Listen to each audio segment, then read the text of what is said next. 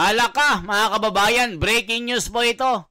Senator Gatchalian, merong reaksyon sa nilabas ni Saldico na video na di umano isa itong artificial intelligence. Ito kasi ang reaksyon ng mga tagapagtanggol ng Pangulo na sinisiraan umano ang imahe ng administrasyon, lalong-lalo na si BBM at yung kanyang pinsan na wala silang kasalanan. So sabi ni Gatchalian, sa expose si Saldico, magpakita ng personal para ito ay paniwalaan ng taong bayan. Ito na po mga kababayan, panoorin nyo at mamaya ipapakita ko muli yung mga pasabog ni Saldico sa magpinsan na si BBM at saka si Tambaloslos. Naku po mga kababayan, tila may magpapasko sa kulungan. Grabe! Yung kanyang mga sinasabi ay totoo. Pero yung allegation niya laban kay Presidente, ano yung tingin ninyo magiging epekto nito sa Presidente na siya mismo ang nagpapa-imbestiga dito sa katiwalian? Mahirap mag-comment ngayon. Ano? I have to look at the video, I have to decipher yung video, but definitely seryoso yung kanyang mga sinasabi, pero hindi rin natin matiyak kung totoo yung kanyang sinasabi. Pero as to the validity, Senator, dapat dito niya gawin ba yung statement niya? O dapat para sa akin ang basic, kung ikaw ay walang tinatago, dapat nandito ka physically. Harapin mo itong mga tanong, pumunta ka dito sa hearing at harapin mo yung mga akusasyon sa iyo, hindi yung nagtatago ka tapos gagawa ka ng video tapos ano-ano yung sinasabi mo. No? I think yung physical presence, yan ang pinaka-importante na magbe-vindicate sa iyo. Sir, dapat maintindihan kung yan talaga ay siya o AI. So, marami pa nga. May nagsasabi rin na artificial intelligence. Ako personally, hindi ko pa nakita yung video.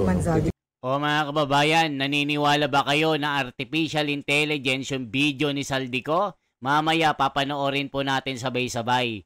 Tapos, iaano natin kung AI ito. Nako, boses na boses ni Saldico ito mga kababayan. Sasabihin nila AI, nako po, grabe na. Ito na naman tayo. Tignan ko nga ngayon pag-akyat ko. So, marami pang katanungan eh. But definitely, kung ano man yung sinasabi niya, mabigat yung kanyang sinasabi. Kaya dapat talagang kilatisin mabuti yung kanyang sinasabi. At also yung legalidad ng kanyang sinasabi dahil nasa abroad siya eh. Hindi natin alam kung legal ba yung kanyang ginagawa or merong magkaharap ba yung embassy. So maraming ganyan mga. Pero what does that make about the fight against corruption? Kung alam niyo mga kababayan, may point naman si Gatchalian. Kung totoo talaga itong si Saldico ay magpakita ng personal, umuwi siya, wala siyang dapat katakutan para patunayan ang kanyang aligasyon. Maaari mga kababayan na sabihin na lang AI ito kasi wala nga naman siya sa Pilipinas at wala pong makakapagpatunay ng video na ito ay totoo. Kung hindi siya magpakita, sasabihan lang ng partido ni BBM ay AI yan. Kung hindi siya magpakita, sarswela na naman ito, mga kababayan ko. Sabi niya mismo si Pangulo daw yung nagpa-insert ng 100 billion pesos. I don't want to comment on that dahil first of all, yung mga like I said, hindi natin alam kung totoo yung sinasabi niya. I really don't know. I have to see the video and have to analyze it. Too early to say kung ano yung mga sinasabi. Pero naging part ka ng tanong dito ay totoo kaya yung merong ganung insertion na yes, alam ko marami rin binito si Presidente at that time, almost 100, if I'm not mistaken and naalala ko 160 billion plus. No? So, I have to check that again. Kaya nga ito lahat dapat tignan in the entire context. Hindi lang pwede yung sinasabi niya but also yung mga nangyari sa BICAM at nangyari nung last budget hearing. So, Senator Gatchalian, so bilang chairman ng Finance Committee, titingnan ninyo, i-verify niyo yung sinasabi niya na insertion, kung totoo na nagkaroon ng insertion na ganung amount sa 2025 budget? Well, hindi ko tinignan na yung mga huling budget. No? Tinignan ko lang yung mga amount sa iba-ibang sector. Pero tingnan ko rin kung pwedeng, kung i-validate ko rin yung mga sinasabi niya. No? Meron siyang sinabi na 100 billion. So yan mga kababayan, sabay-sabay natin panoorin si Saldico. Kayo humusga ha, mga kababayan ha, kung ito ay AI, kung ito ay peke, husgahan nyo po ito mga kababayan kasi maraming nagsasabi na peke daw. Posible naman mga kababayan. Sige nga, sabay-sabay nga natin panoorin kung yung sinasabi nilang peke, mga kababayan. Peke daw eh. Totoo kaya na peke ito? Sige nga, sabay-sabay nga tayong manood mga kababayan ko. Nako po mga kababayan. Siyempre, yan ang gagawin ng yan ang sasabihin ng partido ni BBM na ito ay peke. Kasi nga, wala nga namang magpapatunay na ito ay totoo. Di ba mga kababayan? May point din si Gatchalian. Kasi umuwi siya para mapatunayan na totoo ito. Di ba? Kasi mahirap na ngayon. Yan yung sinasabi ng kampo ni BBM. Baka isa itong gawa-gawa. So, tignan po natin. Kayo po magsasabi kung ito ay AI. Sige nga po mga kababayan, panoorin nga natin. Sabay-sabay po. Sa bahay nila Pangulong Bongbong Marcos at Speaker Martin Romualdez, mag-insert o magpasok ng 100 billion worth of projects sa BICAM. Sana po ay hindi nila ako mapatay bago ko mailabas ang lahat. No. Ginawa ko lang ang utos sa akin, pero ngayon, handa na akong harapin ang lahat. Ginagamit ng administrasyon ang buong resources ng bansa para tumahimik ako. That he will shoot me if I will talk. Gagamitin ako bilang panakipbutas sa kanilang kampanya laban sa korupsyon. Hindi na ako mananahimik, ilalabas ko ang lahat ng katotohanan. May resibo, may ebidensya, at may pangalan. Para sa bawat Pilipino, alam ko na buo ang galit ninyo sa akin ngayon. Nauunawaan ko rin kung bakit. Lalo na at malaki ang halagang nakataya.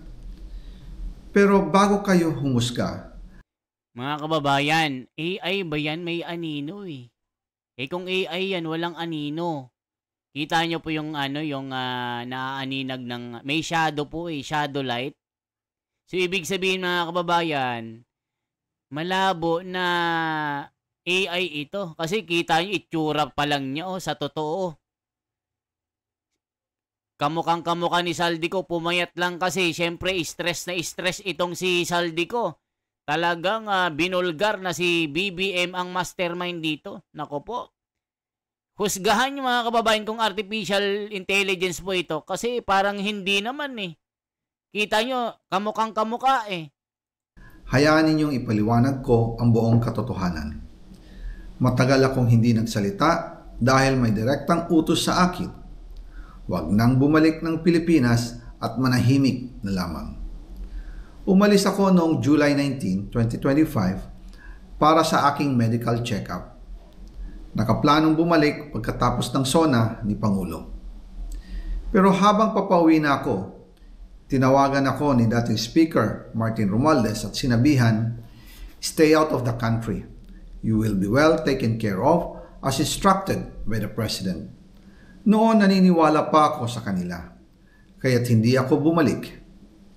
Tumikom ang aking bibig, sumunod ako, pero ang hindi ko alam, ang ibig pala nilang sabihin sa aalagaan ka namin ay gagamitin ako bilang panakipbutas sa kanilang kampanya laban sa korupsyon. Ginawa nila akong poster boy ng kanilang sariling kasinungalingan. Ngayon, hindi na ako mananahimik, ilalabas ko ang lahat ng katotohanan. May resibo, may ebidensya, at may pangalan. Nagsimula ito nung tumawag si Sekmina Pangandaman sa akin nung nag-umpisa ang BICAM process last year, 2024. Ang sabi niya, katatapos lang ng meeting nila ni Pangulo at may instructions na mag-insert or magpasok ng 100 billion worth of projects sa BICAM.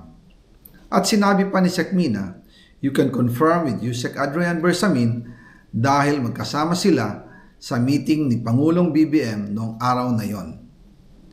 Tinawagan ko po agad si Yusek Adrian Bersamin at tinanong ko kung may instruction nga ba ang Pangulo na magpasok ng 100 billion during their meeting. O, kita nyo mga kababayan, lahat pala utos ni Pangulong Bongbong Marcos. Pero yung sabi nila, AI daw. Posible naman na AI ito, mga kababayan, no? May shadow light. Merong anino ng ilaw at kita nyo itsura niya. Mataba dati ito. Siyempre, papayat ka na kasi nga na-stress ka na. So ano ba? Ito sabi ni Gatchel yan eh. Sabi niya parang AI pero maraming nagsasabi.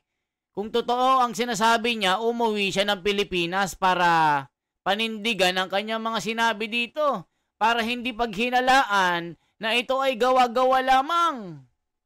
May point nga naman mga kababayan. Mahirap nga naman na paniwalaan ito kasi video lang ito eh. Walang magpapatunay o ibang partido na other party na ito ay isang tunay na tao. Yan na naman ang gagamitin ng mga loyalista. Ay, ano yun? AI yun, AI. Iyak na. Iiyak na naman ng mga loyalista. O ngayon, ano masasabi nyo? Banat ng banat kayo. Pero kung totoo ito, yari si BBM, talagang ano ito mga kababayan, people power na mainit ito. Talagang pipilitin ng taong bayan na bababa siya talaga. Kasi nga, kung mapatunayan na, pero kung hindi magpapakita ng personal ito at magtatago, syempre, sasabihin lang ng Malacanang, ay, paninira lang yan. Isang artificial intelligence, kahit sino pwedeng gumawa niyan. Kita nyo mga kababayan? Ano ang sasabi nyo? Ituloy pa natin. Validate rin natin. Pero Meron sir, talagang dapat ganyan. Maraming things to validate Sir, what do you make of his accusations na ginagawa siyang poster boy sa fight against corruption? I cannot comment on that until I see the video, until I validate his statements. Pero sir, dapat ba maging maingat ang publiko sa pag-appreciate ng mga ganitong pahayag dahil baka may mga ang intention ng talaga guluhin ang issue? Yun na nga kailangan talaga maging ano tayo, maging Ayan mga kababayan, totoo nga naman kasi hanggat hindi po na validate yung ganito na mga video, kung talagang hindi siya peke, kung talagang totoong si Saldico siya, kailangan umuwi siya ng Pilipinas para panindigan niya ang kanyang mga salaysay na mga pasabog. Siyempre maraming ano dyan, kung loyalista ka, sasabihin mo lang na peke yan. Pero kung DDS ka, sabihin mo totoo yan. Diba mga kababayan? So ang gagawin ni Saldico dito, kailangan niya panindigan, umuwi siya. Para sabihin niya, ginawang poster boy ako ni BBM at Martin Romualdez. Gusto nila akong patahimikin, ayaw umuwi ng Pilipinas para mapagtakpan ang kanilang ginagawa. Ganon. Umuwi ka Saldico kung tunay kang lalaki. Panindigan mo para hindi mawalang saysay ang ginawa mong video na ito. Gagawin lamang na artificial intelligence ito. Tama si Gatchel yan. Kailangan mag-ingat ang taong bayan. Sana umuwi itong si Saldico, patunayan niya itong mga sinasabi niya na binabato niya kay BBM. Tuloy pa natin. Punta tayo kay Saldico. Ito po. Check nyo, kayo humusga kung artificial nga ito. Ang sabi niya ay totoo nga po. Right after our conversation, tinawagan ko po si dating Speaker Martin Romualdez at nireport ko ang instructions ng Presidente to insert the 100 billion projects. At sinabi niya sa akin, what the President wants, he gets. After ng ilang araw, nag-set po ng meeting si Sekmina Pangandaman at Yusek Adrian Bersamin sa amin ni dating Speaker Martin Romualdez sa Aguado Building in front of Gate 4 ng Malacanang at nandun din po si Yusek Jojo Cadiz. During the meeting, binigay po ni Yusek Adrian Bersamin ang listahan na worth 100 billion. Tinanong ko po si Yusek Adrian kung saan galing ang listahan. Ang sagot niya, galing kay PBBM mismo at binigay niya ito mula sa brown leather bag. Nung sinabi po ni Yusek Adrian Bersamin yung brown leather bag, naalala ko noong nasa Singapore kami right after the elections of May 2022 sa Hilton Hotel, kami ni dating Speaker Martin and PBBM habang pauwi at pabalik ng Pilipinas, Hinabol ng PSG ang brown leather bag at ang sabi ni PBBM, maiwan na lahat, wag lang ang brown leather bag. O yan mga kababayan, magbasa naman tayo ng mga sinasabi ng mga netizen. Ano ba mga reaksyon nila? O ito po, obvious naman na isang grupo ng sindikato sa gobyerno, sabi ni Red Hot Dad. Galing ng timing ng release ang video dahil rally ng INC sa 16, 17, 18. Bravo, halaka. Na-stress, pumayat, di na nakayanan. O, kita nyo. Mga kababayan, kung ano ito, kung hindi totoo ito. Ito ay sinasabi ng iba. Pumayat na kasi nga stress. Dahil sa problema na malaki, hindi niya nakinayanan. O ito pa yung mga komento. Kung malaglag man ako, may kasama ako, moment, halaka. Hanep ang ganda ng timing, halaka. Praying that God help the Philippines, grabe. Mangyayari ang tunay na impeachment.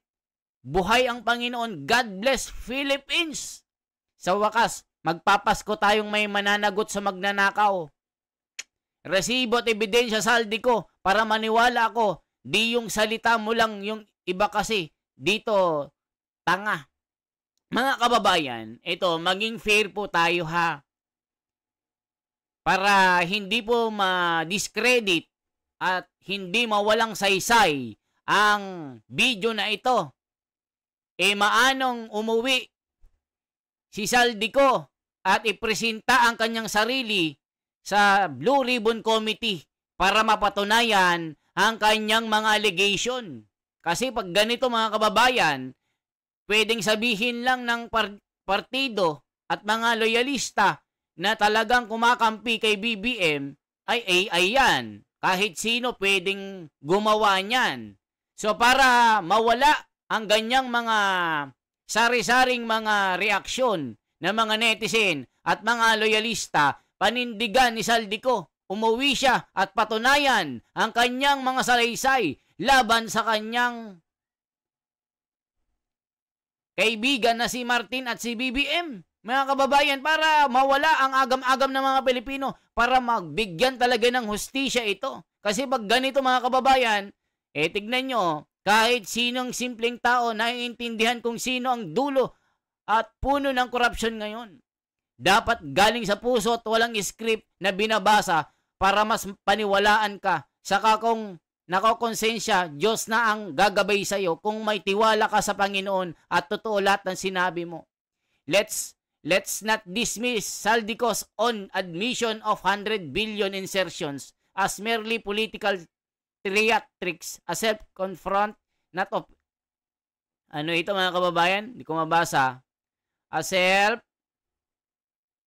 self-confession is strong evidence in not opinion. In fact, he's putting on record. Yet, argue he should go home or speak live in the Senate. Tama.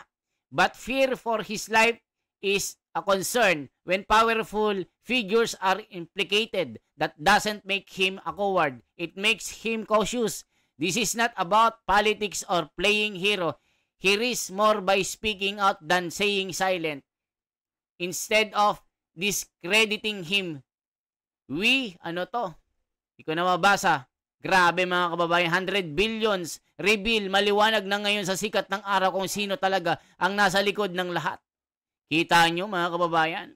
So yan lamang po ang ating bahagi. Sana po, i-react nyo po, i-share nyo po ito mga kababayan. Sabihin natin kay Saldico na umuwi siya para patunayan lahat ng kanya mga sinasabi sa video para hindi discredit ito at mawalang saysay. Antayin po natin ang reaction ni Marcoleta dito mga kababayan.